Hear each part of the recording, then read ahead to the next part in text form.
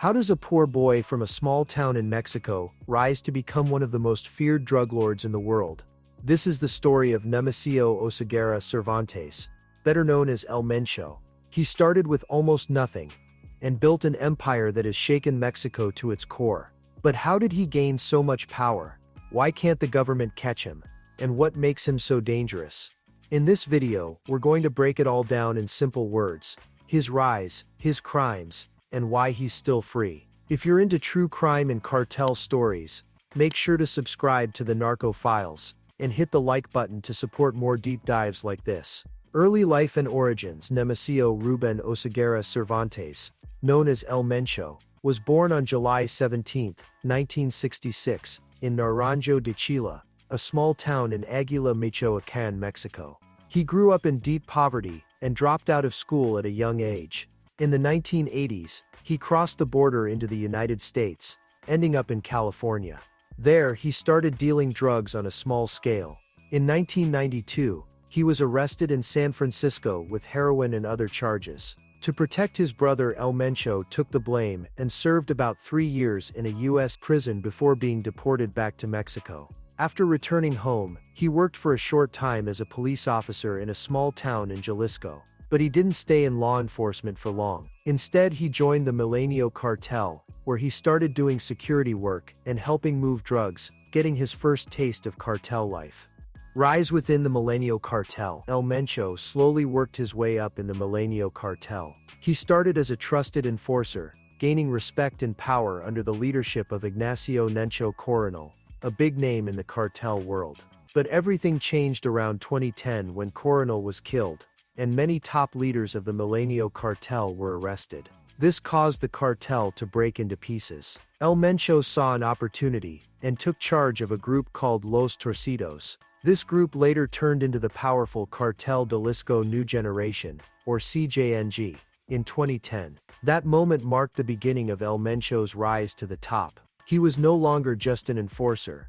He was now a leader building his own criminal empire. Founding the CJNG and expansion, and under El Mencho's leadership, the CJNG quickly became one of the most powerful and feared cartels in Mexico. What started as a small group grew fast, spreading across states and taking over key drug routes. They didn't just stick to one drug either.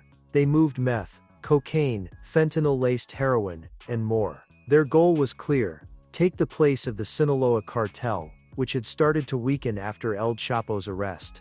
By the middle of the 2010s, CJNG had strong control over Jalisco and nearby areas. Their violence was extreme, and their rise grabbed the attention of both the Mexican government and international agencies. The world started watching closely as this brutal cartel expanded its reach and power. Brutality and strategic terror. The CJNG, under El Mencho, became known for their bold and violent attacks. One of the most shocking moments happened in May 2015, when the Mexican military tried to capture El Mencho. In response, CJNG fighters used rocket launchers to shoot down a military helicopter, killing 9 officers. It was the first time a criminal group had ever brought down a government aircraft in Mexico. After that, things got even worse. The cartel burned buses, gas stations, banks, and blocked major roads across Jalisco and nearby states. They wanted to send a clear message: don't come after El Mencho. The CJNG didn't just use violence in secret. They made sure everyone could see their power. From public bombings to threats aimed at entire communities, their goal was fear. They wanted both the government and the people to think twice before standing in their way. Branding, influence, and terrorist designation. El Mencho has become one of the hardest criminals to catch. He's so hidden that only a few real photos of him exist. Many DEA agents call him a ghost because he moves quietly, changes locations often, and stays out of sight. No one knows exactly where he is. In 2022, the United States took a big step by labeling El Mencho and his cartel, CJNG, as a foreign terrorist organization. This allowed them to use stronger laws and punishments against anyone linked to him. The U.S. also offered a huge reward, up to $15 million for any information that could help find him. On top of that, the Mexican government added their own reward, 300 million pesos. Even with all this, El Mencho is still on the run. staying one step ahead of the law, criminal empire, and drug flow. The CJNG, led by Mencho, is one of the biggest sources of illegal drugs entering the United States. They are known for moving huge amounts of fentanyl, meth, and heroin across the border. Some experts believe that nearly 1/3 of all drugs coming into the US are linked to this cartel.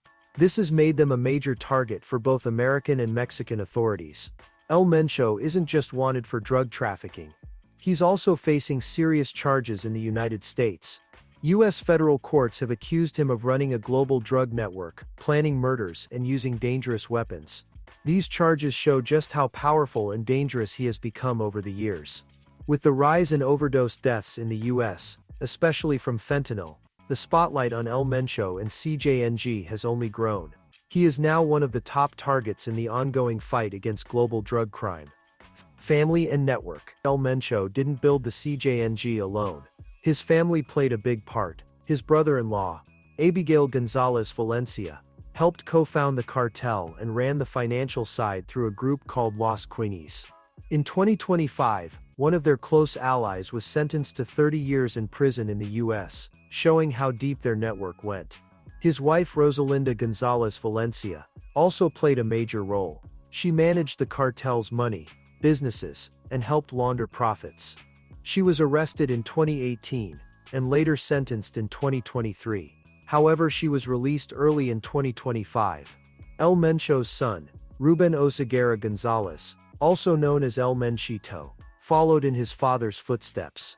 He was captured, extradited to the U.S., and sentenced to life in prison in 2025.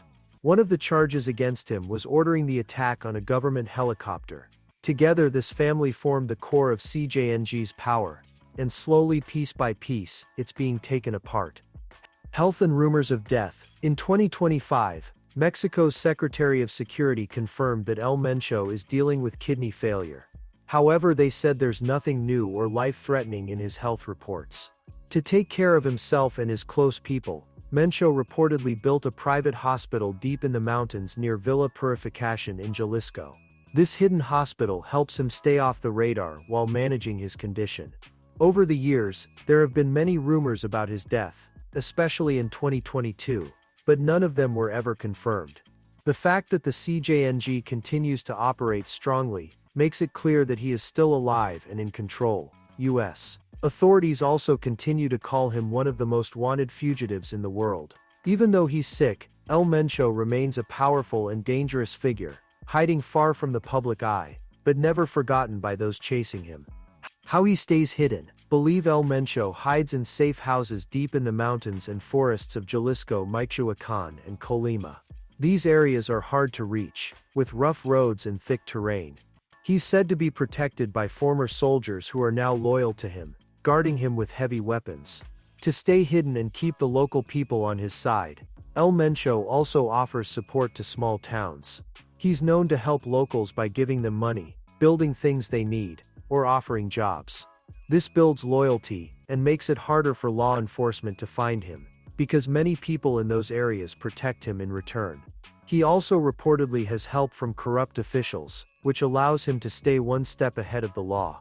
These tactics have helped him stay free for years, despite being one of the most hunted men in the world. CJNG today, and global reach. CJNG is still one of the strongest cartels in Mexico.